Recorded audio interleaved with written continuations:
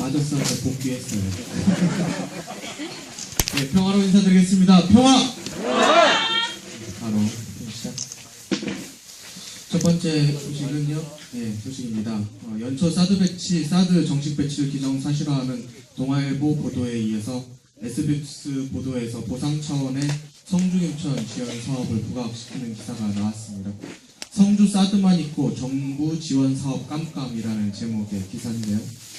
고고도 미사일 방어 체계 사드가 성주에서 가동 중이지만 정부가 약속한 지원 사업은 이현재 깜깜 무소식이라는 내용의 기사입니다. 온전히 이 기사가 우리들의 반대 투쟁과 교묘히 엮여서 3년간의 반대 투쟁이 지원 사업을 바라는 것처럼 기사를 만들었다는 데 있습니다.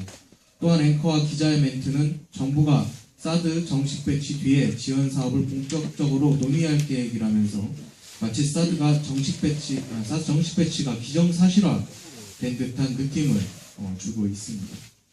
이 보도의 내용은 틀림없는 오보입니다. 그리고 주민들의 의사가 완전히 배제된 의도적인 보도 행태라고 볼 수밖에 없습니다.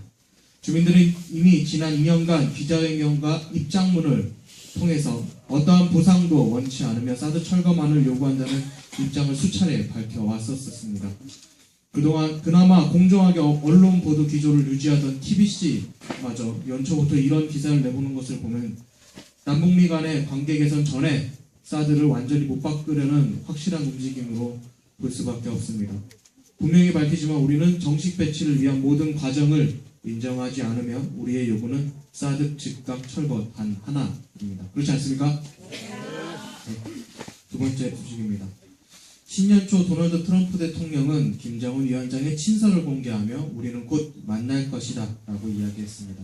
김정은 신년사에 대한 긍정적인 답변으로 볼 수 있는데요. 이렇게 조금씩 얼어붙었던 북미 관계가 다시 움직임을 보고 있습니다.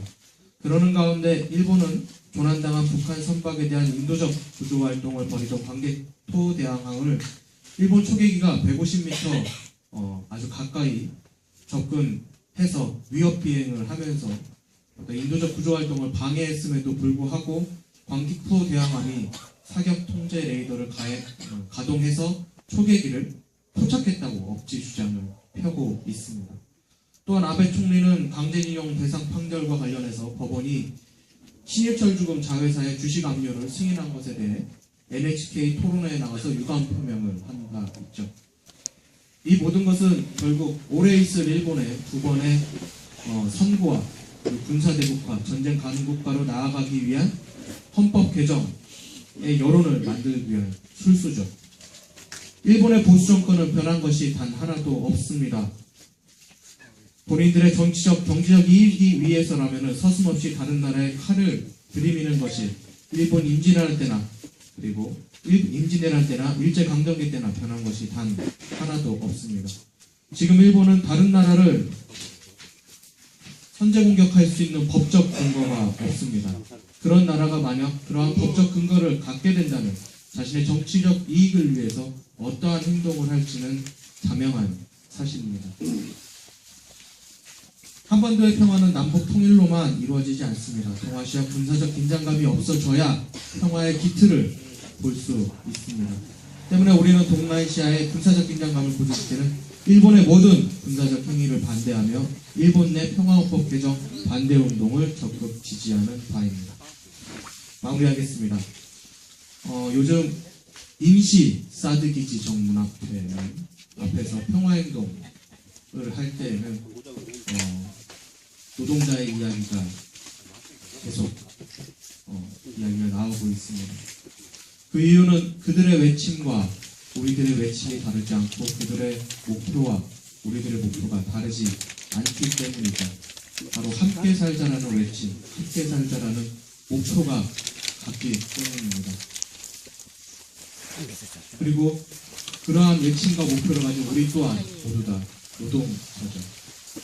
2017년 9월 7일 그 어두운 밤중에 산을 넘어서 이 땅의 평화를 지키고자 소정리에 함께했던 차광호, 홍기탁 동지, 이제는 우리가 그들에게 힘을 주고 우리가 그들을 응원하고 옆에서 함께 해야 될 때입니다. 많은 관심과 응원 그리고 연대 부탁드립니다. 이것으로 모든 브리핑 마치겠습니다. 평화! 굴뚝 투쟁이 꼭 승리하길